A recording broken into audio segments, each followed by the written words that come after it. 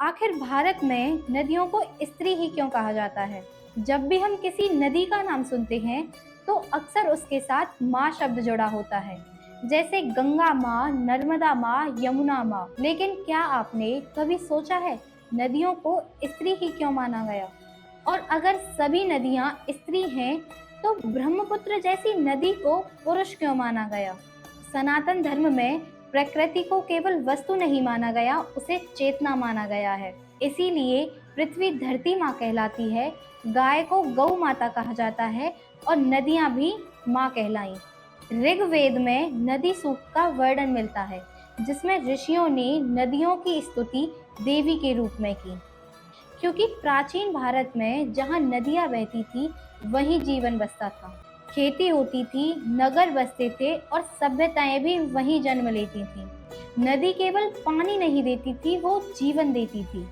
और जो पालन करे, जो बिना भेदभाव सबको दे, भारतीय संस्कृति ने उसे ही माँ कहा। लेकिन यहाँ एक और रोचक बात है। संस्कृत में नदी को स्त्रीलिंग कहा गया, जबकि नद को पुल्लिंग माना गया है। इसीलिए कुछ विशाल और उग्र प्रभाव वाली नदियों को नद कहा गया, जैसे ब्रह्मपुत्र। इसके नाम का अर्थ ही है ब्रह्मा का पुत्र।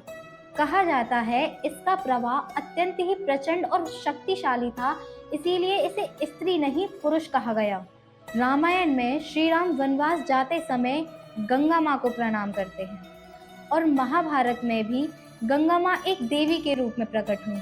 यानी देवताओं से लेकर राजाओं तक सबने नदियों को केवल जल नहीं, बल्कि जीवन का आधार माना है।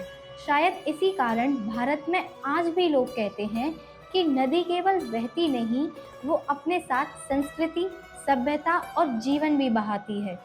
और अंत में जो स्वयं बहकर दूसरों की प्यास बुझाए, वही तो माँ कहलाए। राधे राधे।